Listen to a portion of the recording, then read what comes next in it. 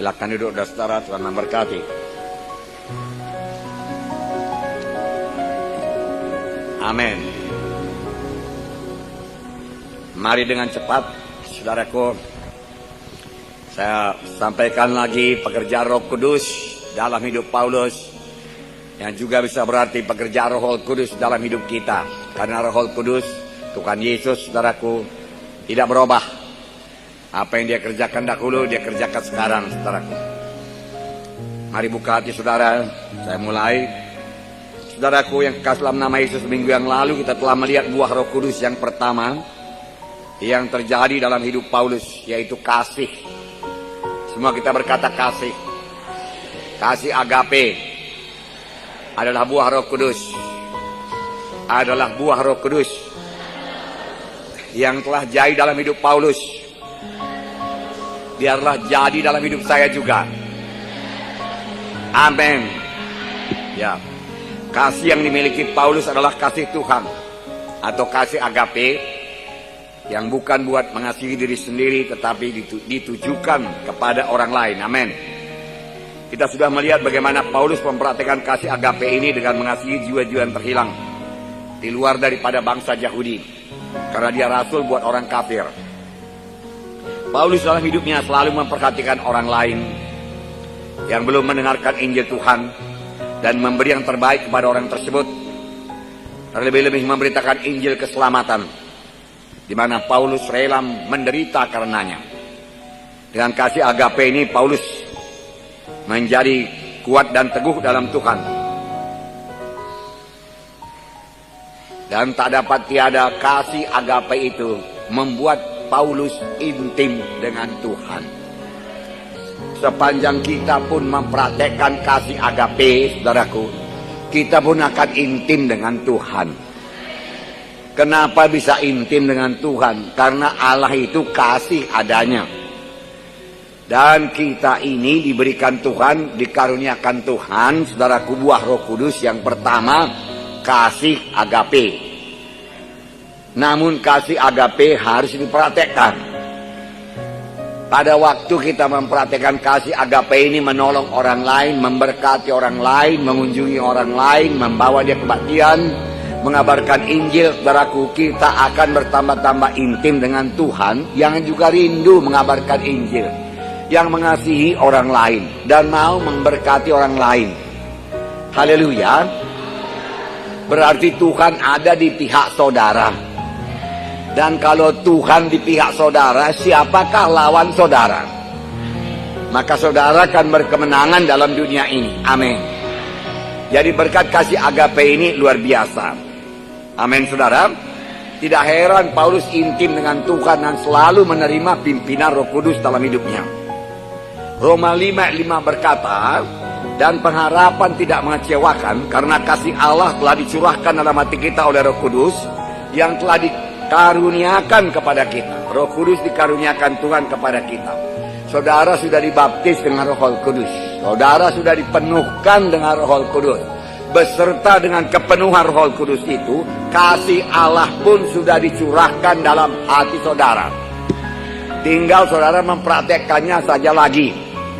Bertambah dipraktekkan, kasih itu bertambah berkembang. Bertambah dipendam dalam bagi diri sendiri, kasih agape itu akan menciut, lama-lama hilang, dan kita menjadi orang yang egois, mementingkan diri sendiri saja. Jadi paling bagus, saudaraku, dipraktekkan pada orang lain. Haleluya, saudaraku. Nah, kasih agape juga menyebabkan Paulus tidak pernah mundur, walaupun begitu banyak aniaya yang dia alami, kesukaran-kesukaran dia alami, halangan-halangan yang dia alami. Kita pun demikian. Minggu yang lalu saya katakan kepada saudara, kita tidak berhenti pada altar call saja. Kita mau menggenapkan perintah Tuhan dalam hidup kita. Kita mau jiwa-jiwa itu sampai jadi murid Tuhan. Oleh sebab itu saudara semua harus jadi murid Tuhan. Firman Tuhan yang saya sampaikan kepada saudara ini perlu saudara praktekkan. Amin. Tetapi perlu juga saudara sampaikan lagi kepada anggota-anggota kelompok sel saudara, supaya dia juga mempraktekannya, dia juga keberkatan. Amin. Saudaraku, begitu banyak jiwa-jiwa yang sudah altar call, saudaraku. Saudara, ribuan, saudaraku.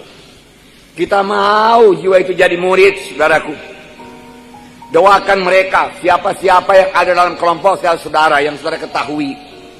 Saya katakan bulan Mei ada 700 altar call selama bulan Mei. Ini masuk Juni, tambah lagi minggu pertama 140 jiwa-jiwa baru.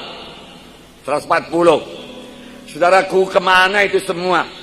Saudara pemimpin kelompok saya harus tahu, harus melayaninya. Dan kalaupun dalam pelayanan tersebut saudara tidak menang, jangan menyerah. Paulus juga tidak selamanya menang, saudaraku. Nanti kita baca, saudara. Tapi memang dia, saudaraku, akhirnya berkemenangan, saudaraku. Bukan berarti Paulus tidak menerima halangan. Paulus tahu mengusir setan, saudaraku. Dan dia praktekkan mengusir setan, tapi dia masuk penjara juga, saudaraku. Itu berkuasa dia, saudaraku. Nah, saudaraku, tapi dia sama sekali tidak mengeluh. Dia berkemenangan. Kasih agape menguasai dia. Saudara juga dalam mengunjungi jiwa-jiwa. Boleh jadi jiwa-jiwa tidak berjumpa. Boleh jadi saudara-saudara janji melalui handphone akan jumpa. Dan dia minta dilayani. Tahu-tahu dia tidak hadir. Jangan bersungut-sungut. Bersukacitalah saudara sudah mulai bergerak dalam pelayanan, amin. Dan bersyukur kepada Tuhan, saudaraku. Nah, bergerak dengan kasih agape. Inilah dia Paulus, bergerak dengan kasih agape. Aniaya tidak akan berhenti dalam hidup Paulus, tidak pernah berhenti dalam hidup Paulus. Dan Paulus memakai aniaya tersebut untuk bertumbuh, menjadi kuat dan teguh dalam Tuhan. Bertambah-tambah kasihnya kepada Tuhan. Saudaraku, dan bertambah-tambah bentukan Tuhan dalam hidupnya, sehingga dia menjadi seperti Yesus. Sehingga akhirnya Paulus sangat teguh dalam Tuhan. Saudaraku, walau menghadapi kematian pun dia tidak pernah mundur lagi. Marilah kita tekun mempraktekkan kasih agape ini. Amin, saudaraku. Nah, saudaraku, praktekkan. Ada 280 jiwa-jiwa yang dibaptiskan, saudaraku. Saudaraku, jangan hilang mereka itu. Saudaraku, kerja keras supaya mereka itu semuanya kebaktian lagi. Semuanya training dasar rohani Kristen. Saya dengar training dasar rohani Kristen mencapai 100 lebih, sedikit 110, saudaraku, atau kurang sedikit. Saudaraku, tambah daripada training dasar yang sebelumnya. Tapi itu belum mencapai sasaran. 280 pun sudah saudaraku, satu terobosan. Dibanding dengan 100-an, saudaraku, minggu-minggu yang bulan-bulan sebelumnya. Tetapi jangan merasa puas, jangan berhenti di situ. Amin, saudara. Ya, mari masuk kepada 300, 400, 500, 600 baptisan. Saudara, haleluya. Haleluya. Dan dalam melayani jiwa-jiwa tersebut, saudara akan mengalami capek. Saudaraku, boleh jadi setan menggoda saudara, apa gunanya ini semua? Saudaraku, itu saudaraku berguna bagi saudara. Menumbuhkan kasih agape saudara sehingga kuat dan teguh dalam Tuhan. Enggak, saudara tidak akan mundur lagi dari jalan Tuhan apapun terjadi dalam hidup saudara. Jika waktu Yesus datang kedua kali, saudara berjumpa dengan Tuhan di awang-awang, memperoleh mahkota-mahkota daripada Tuhan, saudaraku. Jadi praktekkan kasih agape ini, amin. Layani jiwa-jiwa, berbuat baik kepada jiwa-jiwa, berkorban kepada jiwa-jiwa, amin. Terlebih sesama anak Tuhan berbuat baik, haleluya. Berkata-kata baik, amin. Tidak menggosip-gosipkan anak Tuhan yang lain, amin. Memberkati dalam perkataan kita, haleluya. Sehingga yang mendengarnya mendapat berkat. Firman Tuhan berkata, saudaraku, bahkan yang mendengarnya beroleh kesembuhan, saudara. Nah, saudaraku, itu kasih agape. Pikirkan selalu jiwa-jiwa dalam kelompok saudara. Doakan dia dalam topik doa saudara. Tiap-tiap hari doakan anggota-anggota kelompok saudara. Sebut namanya di hadapan Tuhan. Amin. Itu menjadi berkat bagi saudara. Kalau ada jiwa-jiwa baru, sebut namanya di hadapan Tuhan. Amin. Saudara harus memiliki rencana penginjilan, RPI. Saudara, saudaraku, siapakah rencana penginjilan saudara? Siapakah saudara inginkan diselamatkan? Lihat dari oikos saudara. Setiap orang di dunia ini ada pergaulannya. Walaupun 1, 2, 3 orang temannya. Itulah yang nomor 1 didoakan supaya selamat. Kalau dia belum selamat, doakan terus menerus. Saudaraku, Apalagi masih ada pertalian famili, keluarga, anak-anak saudara, doakan. Doakan terus menerus. Catat namanya, saudaraku, di rencana penginjilan saudara. Apalagi yang namanya anak, saudaraku, yang kekasih dalam nama Yesus, mereka harus selamat. Jangan dibiarkan dia tidak selamat. Jangan dibiarkan dia renggang daripada jalan Tuhan. Walau dia beroleh harta dunianya, apa gunanya? Saudaraku, nanti, saudara pikir nanti setelah dia kaya, dia akan kembali kepada Tuhan. Saudara ditipu setan. Saudaraku, setan tidak akan memberi hati, saudaraku. Setan datang mencuri, membunuh, membinasakan. Selalu ada persoalan, selalu ada pencobaan. Sudah dapat harta, datang pencobaan dari harta, dari kekayaan, dari keluarga.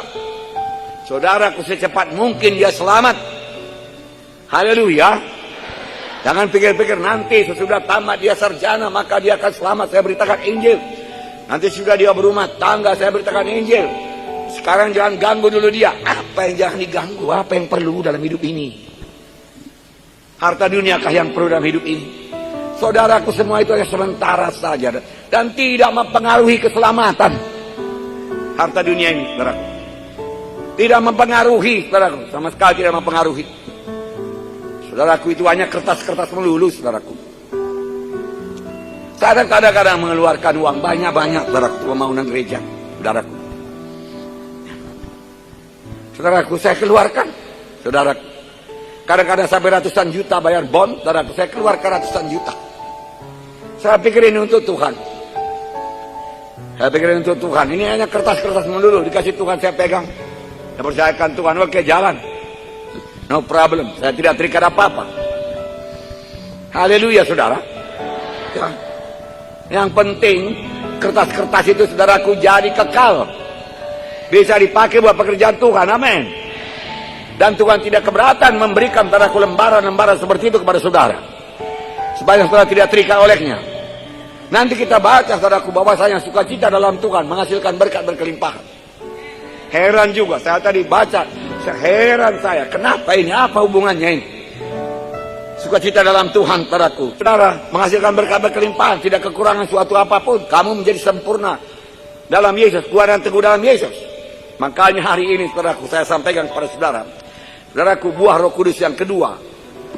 Yang pertama sudah, yaitu, saudaraku, kasih, agape. Yang kedua, sukacita. Saya mencoba tadi, saudaraku, dua, tetapi tidak bisa.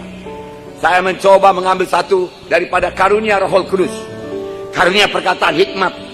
Kalau saya pikir hikmat ini sangat penting. Bagaimana hikmat untuk memenangkan jiwa, hikmat untuk keluarga, hikmat dalam keuangan, hikmat dalam bisnis. Saudaraku, perlu sekali hikmat, saudaraku. Dan Tuhan berkata, kalau orang kurang hikmat, mohon daripada Tuhan, Tuhan mengatur limpahnya. Saudaraku, Yosafat berkata, kami tidak tahu apa yang kami perbuat, tapi mata kami memandang kepadamu. Dan Tuhan memberikan dia hikmat, sehingga dia mengalahkan musuh-musuhnya. Saya pikir perlu disampaikan, saudaraku. Tapi waktu saudara kami, saya minta Rahel mengetik ini, saudaraku, sudah 8 lembar, Pak, dia katakan. Nanti gak sempat lagi, Pak, dia katakan. Ya oke lah, saya bersabar buat minggu depan. Kalau itu pimpinan Tuhan. Haleluya, saudaraku. Perlu hikmat daripada Tuhan, saudaraku.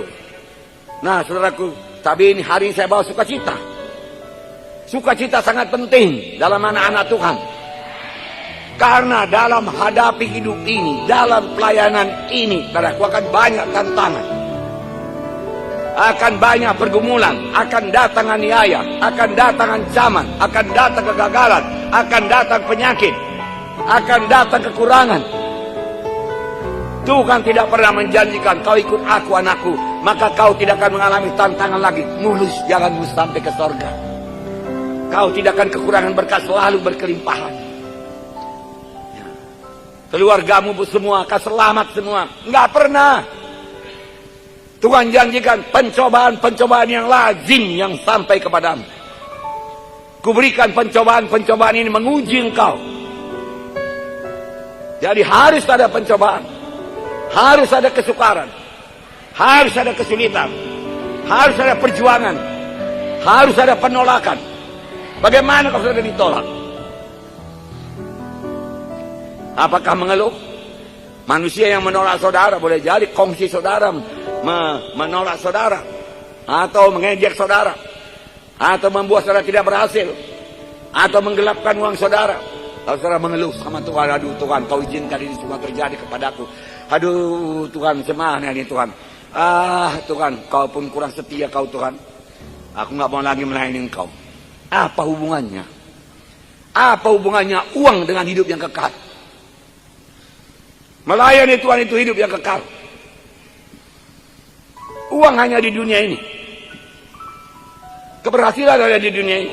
Penyakit pun ada di dunia ini. Dalam kerajaan 1000 tahun pun nggak ada penyakit. Di sorga pun nggak ada penyakit. Apakah penyakit bisa merenggangkan kita dengan Tuhan? Saya kalau sakit saya lebih rapat lagi dengan Tuhan.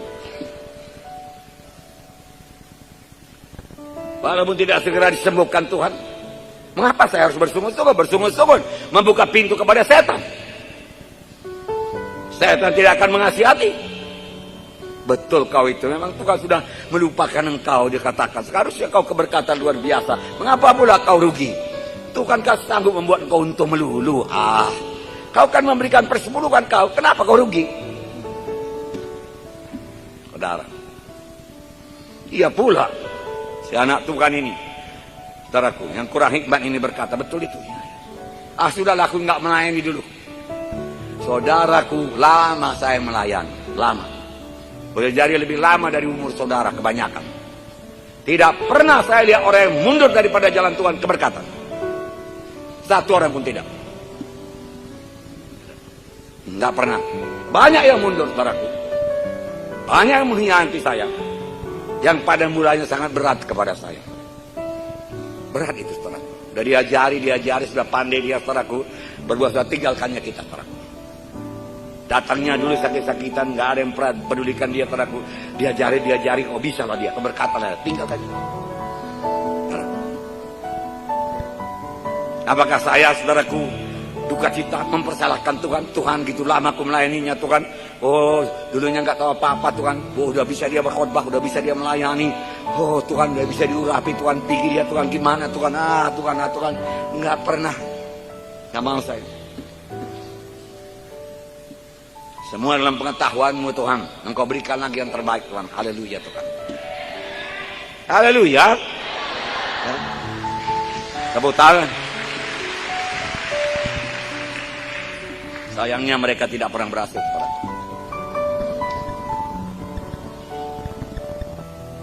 Bahkan karunia-karunia pengertian hikmatnya dia peroleh dari sini hilang semua. Heran. Mari kita lihat sukacita, dengan cepat. Kisah 16 sampai 26, buka kitab saudara. Kisah 16 sampai 26, minggu yang lewat kita tidak sampai 16.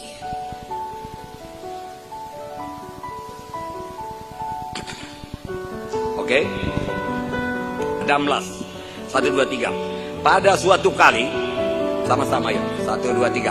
Pada suatu kali, ketika kami pergi ke tempat sembahyang itu, kami bertemu dengan seorang hamba perempuan yang mempunyai roh tenung. Dengan tenungan-tenungannya, tuan-tuannya memperoleh penghasilan besar. Ia mengikuti sambil berseru, katanya, orang-orang inilah hamba Allah yang maha tinggi. Mereka memberitakan kepadamu jalan kepada keselamatan. Hal itu dilakukannya beberapa hari lama. Tetapi ketika Paulus tidak tahan lagi akan gangguan itu, ia berpaling dan berkata kepada roh itu, demi nama Yesus Kristus aku menyuruh engkau keluar dari perempuan ini. Seketika itu juga keluarlah roh itu. Ketika tuan-tuan perempuan itu melihat, harapan mereka akan dapat penghasilan lenyap, mereka menangkap Paulus dan Silas, lalu menyeret mereka ke pasar untuk menghadap penguasa. Setelah mereka membawa keduanya menghadap pembesar-pembesar kota itu, berkatalah mereka, katanya, orang-orang ini mengacau kota kita ini, karena mereka orang Yahudi, dan mereka mengajar adat istiadat yang kita sebagai orang Rum tidak boleh menerimanya atau menurutinya. Juga orang banyak bangkit menentang mereka. Lalu pembesar-pembesar kota itu menyuruh mengoyakkan pakaian dari tubuh mereka dan mendera mereka. Setelah mereka berkali-kali didera, mereka dilemparkan ke dalam penjara. Kepala penjara diperintahkan untuk menjaga supaya sungguh-sungguh sesuai dengan perintah itu. Kepala penjara memasukkan mereka ke ruang penjara yang paling tengah dan membelenggu kaki mereka dengan pasungan yang kuat. Tetapi kira-kira tengah malam, Paulus dan Silas berdoa dan menyanyikan puji-pujian kepada Allah, dan orang-orang hukuman lain mendengarkan mereka. Akan tetapi terjadilah gempa bumi yang hebat Ketika sendi-sendi penjara itu goyah, dan seketika itu juga terbukalah semua pintu dan terlepaslah belenggu mereka semua. Wow, luar biasa. Paulus mengusirkan roh tenung daripada seorang perempuan yang mempunyai roh tenung. Dengan tenungan-tenungannya, tuan-tuannya memperoleh penghasilan besar. Oh, dia kenal siapa Paulus. Dan dia berkata, orang-orang ini adalah hamba-hamba Allah yang benar. Dan mereka memberitakan kepadamu jalan keselamatan. Ikutlah dia. Oh, pas. Tidak ada salahnya ucapannya. Tetapi asalnya bukan dari Roh Kudus. Asalnya dari roh tenung. Paulus merasa tidak enak mendengar. Kadang-kadang, saudaraku, kita pun bisa mengetahuinya. Saudaraku, orang-orang, saudaraku, memuji kita dan mengatakan berita kita, saudaraku, berita yang benar. Membawa jiwa-jiwa pada keselamatan. Tetapi di balik pujiannya kelihatan, saudaraku, setan, saudaraku, mau memancing-mancing kita. Hati-hati terhadap orang demikian. Kita harus tahu. Paulus mengetahuinya. Dan Paulus masih membiarkan beberapa hal. Tetapi kemudian Paulus tidak tahan lagi, demi nama Yesus Kristus aku menyuruh engkau keluar daripada perempuan itu. Paulus berkata bukan kepada perempuan itu. Paulus berkata kepada roh tenung itu, aku tahu siapa engkau roh tenung, keluar daripada perempuan itu. Seketika itu juga keluarlah. Dan perempuan ini tidak bisa bertenung lagi. Dia bisa menjampi-jampi. Saudaraku. Lalu, saudaraku, tuan-tuannya beroleh kehilangan penghasilan yang besar. Marah tuan-tuannya. Dia tangkap Paulus dan Silas, dia serahkan kepada pembesar dan dia katakan tuduhan palsu. Oh, orang ini bahwa ada istiadat bertentangan dengan kita, orang Rom. Masukkan, didera dulu. Wah, dideranya Paulus, orang kafir. Dipukul. Kalau menurut hukum Roma, tetap 39 kurang 1. 40 kurang 1, 39 kali. Luka semua. Paulus bisa dipukul, cara berkata bisa. Mati pun bisa. Karena dia masih manusia. Kenapa Tuhan tidak menghalangi? Kenapa, saudara pikir? Kenapa, saudara? Saya pun nggak tahu. Ya belum saya tanya sungguh-sungguh Tuhan. Seperti selalu, ya saya pun tidak tahu kenapa bisa begitu. Sedangkan dengan mudah dia berkata, roh tenang keluar. Kenapa dia tidak berkata, roh penganiaya keluar? Dia boleh kau jamah saya. Roh pembunuh pergi. Dalam nama Yesus. Masuk penjara. Ruang paling tengah, paling dalam. Wah, pengap itu, saudaraku. Luka-luka di sini. Apakah ditaruh obat merah? Nggak ada obat merah. Jodium? Nggak ada juga. Nggak ada. Apakah dibersihkan dengan air? Nggak juga. Jadi pakaikan bajunya, menempel bajunya, lengket bajunya. Karena mulai membeku darahnya. Infeksi, mulai berdenyut. Sakit. Kalau sudah mulai begitu, kepala pun sakit. Karena dari pagi nggak makan. Dari pagi belum makan. Nah, apa saudara pikir jadi? Apakah Paulus bersungut-sungut? Apakah muka Paulus muram? Apakah Paulus mengeluh? Apakah Paulus berkata, apa yang kurang Tuhan? Udah berdoanya kami Tuhan waktu berangkat dan mengusir semua roh jahat. Kenapa ini jadi Tuhan? Kenapa Engkau izinkan? Dengan mudah Engkau menghalanginya Tuhan. Siapakah itu? Hanya pembesar-pembesar dunia ini saja. Kalau Engkau usirkan dia sudah beres Tuhan. Kalau Kau halangi dia menangkap kami, Kau gertak dia, udah lari dia itu Tuhan. Tapi kenapa jadi ini semua Tuhan? Kenapa? Dia tidak berkata begitu. Dia tetap yakin Tuhan sangat mengasihi dia. Dia tetap yakin yang berikan Tuhan sama dia yang terbaik. Apakah muka Paulus muram? Saudaraku, apakah muka Silas muram?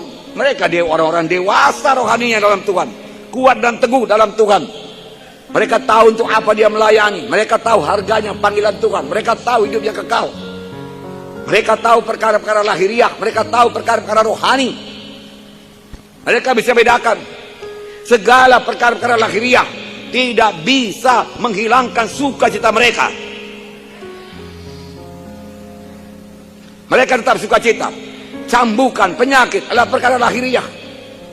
Masuk penjara atau hilang uangnya adalah perkara lahiriah. tidak bisa mengganggu hubungannya dengan Tuhan karena dia sudah dewasa, kecuali anak-anak rohani. Anak-anak orang-orang rohani, anak-anak Tuhan yang masih anak-anak, belum dewasa, nggak dapat untung sedikit bersungut-sungut, hilang uangnya bersungut-sungut, sakit kepala bersungut-sungut, nggak mau melayani. Sangat-sangat anak-anak. Iya apa tidak? Ya itulah, kalau masih anak-anak ya berubahlah, kuat dan teguh. Semua itu perkara lahiriah. Rugi sedikit sudah mempersalahkan Tuhan. Kenapa kau rugi Tuhan? Aku memberi kepadamu Tuhan, kau bisa rugi. Aduh Tuhan, aku nggak mau lagi melayani. Senang kali setan. Iya, dia katakan, aku pun heran Tuhan kau itu, kata setan. Katanya dia cinta datang sebagai domba beroleh hidup berkelimpahan. Kau sudah memberi lagi, barusan kau kebaktian hari Minggu, hari Senin sudah rugi. Coba ceklah iman kau itu, dia katakan. Coba cek.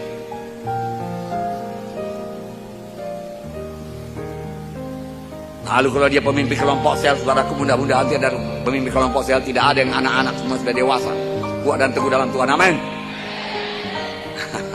Tapi kalau ada, saudaraku, aku nggak mau mengunjungi lagi dah. Capek kita mengunjungi, uang pun tidak dikasih, habis lagi ongkos. Capek lagi kena panas matahari, nggak jumpa lagi sama orangnya. Kenapa nggak jumpa sama orangnya Tuhan? Bisanya jumpa Tuhan, tidak ada kesulitan pada menjumpakan Tuhan. Ini kok nggak jumpa, udah datang ke rumahnya, ditulis dia inilah alamatnya, sampai kemari itu rumahnya Tuhan, orangnya nggak ada Tuhan. Kan bisa kau jumpakan, bisa kau tahan tadi dia waktu mau pergi, bersungut-sungut.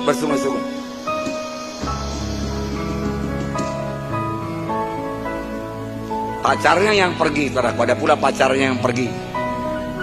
Hubungannya dengan Tuhan, bukan cuma putus dengan pacarnya, putus pula dengan Tuhan. Betapa dangkal keselamatannya.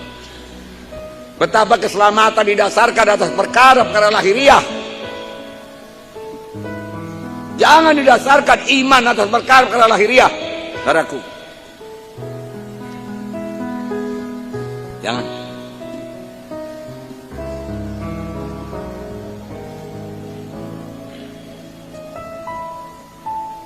Saudara, saya suka cerita hari ini. Saudaraku, Pak Supratman dan Hawati ada di sini. Dia hadir kebaktian. Tahu saudara, pada hari Minggu, saudaraku, Hawati melayani di sini. Dia berdoa buat satu orang, saudaraku, yang kerasukan roh jahat. Saudara, dipukulnya, langsung dipukulnya. Saya terkejut. Saya lihat, saudaraku, orang lain, saudara semua sangatlah rohaninya, berdoa semua, saudara. Paraku. Dipukulnya lagi, kena hidungnya, paraku, berdarah, paraku. Dan hidungnya jadi mereng, paraku. Ya. Saudaraku, dia lari keluar. Saya suruh Esther pergi kejar itu, layani. Esther melayani sampai dibawa ke rumah sakit. Saudaraku, di tengah jalan dia luruskan hidungnya. Lurus lagi pas. Kalau sekiranya lewat pula kemari, saudaraku, karena ada yang patah di dalam, saudaraku, kurang rawan. Sudah pula menceng kemari, saudaraku.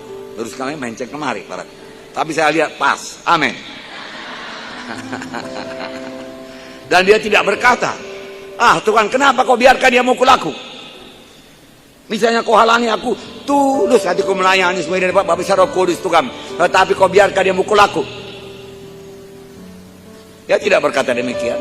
Hari ini dia hadir kebaktian. Malamnya saya telepon Pak Supratman pulang dari sini. Gimana Pak Supratman? Syukur, puji Tuhan, dia katakan. Sudah ditolong Tuhan. Rupanya itu anak ada pegangannya di gelangnya. Pada waktu dipegang gelangnya itu ngamuk setannya, dia katakan. Langsung pukul. Kena Ibu Hawati dan berdarah hidungnya, dan hidungnya jadi mereng, tapi diluruskannya jadi lurus. Puji Tuhan, dia katakan. Haleluya. Ya.